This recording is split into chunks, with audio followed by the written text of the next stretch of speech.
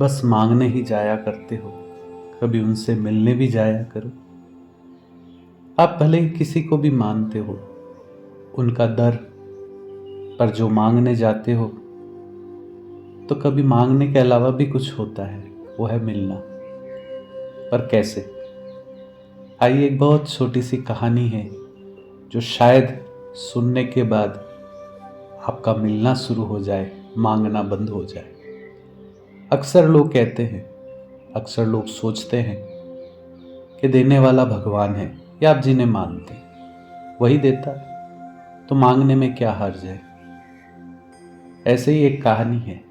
एक छोटा सा व्यापारी था, अपना व्यापार करता और आस्था से, विश्वास से, ईश्वर से हमेशा प्रार्थना करता और मांगता रहता।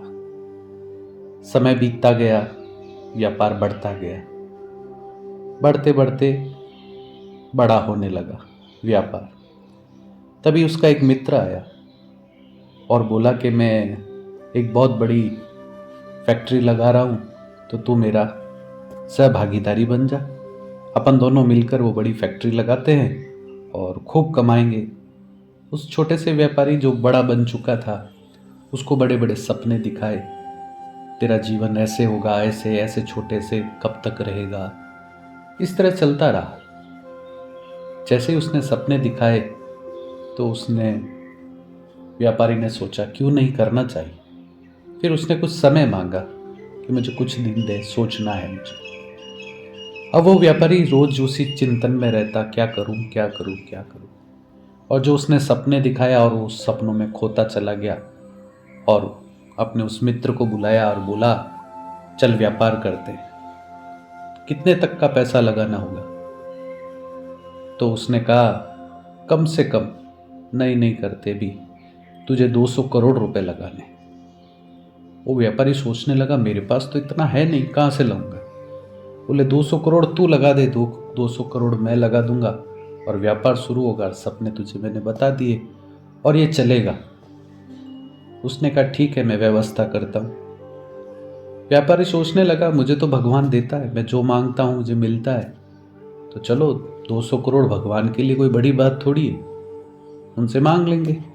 ऐसा करके वो सोने की तैयारी करने लगा। तभी उसने सोचा कि मंदिर जाऊंगा मैं, तो मेरे से पहले कोई खड़ा हुआ और उसने भगवान से मांगा तो भगवान तो उसे दे देंगे।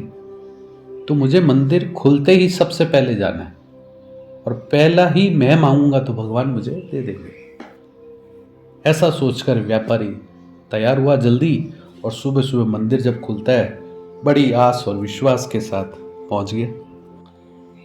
जैसे ही वो प्रसन्नता से मंदिर के द्वार पे पहुंचा तो वहां एक भिखारी खड़ा था। अब उस व्यापारी के मन में बड़ा गुस्सा आया, ये मेरे से पहले मांग लेगा, फिर भगवान ने मुझे नहीं दिया तो। वो कल्पनाओं में उधेड़-बुन में लगा हुआ था।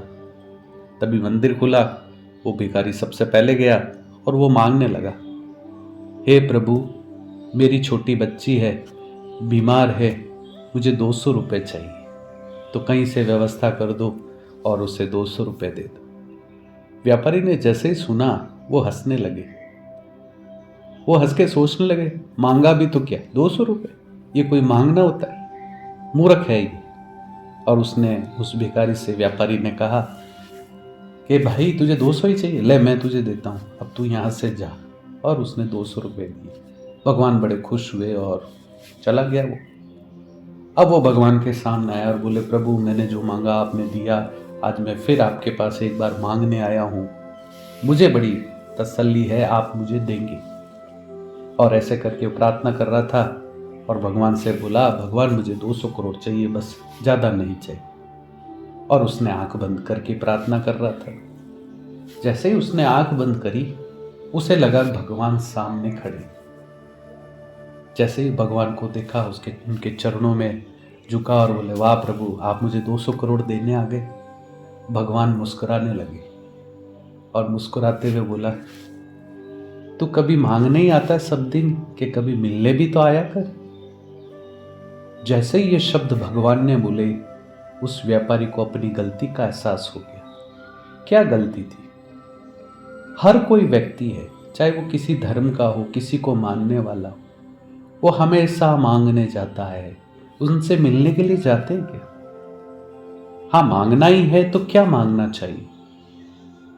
व्यापारी के मन में आया मांगना क्या होना चाहिए।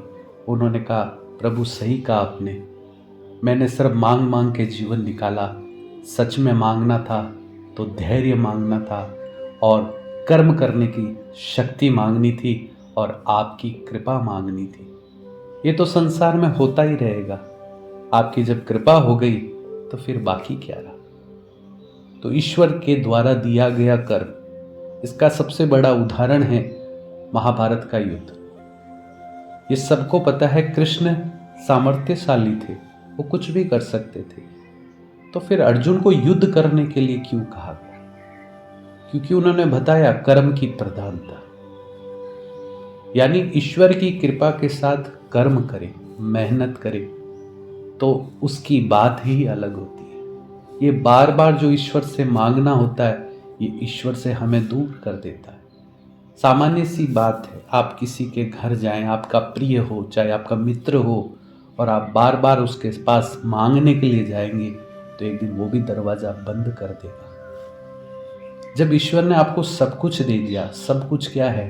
कृपा।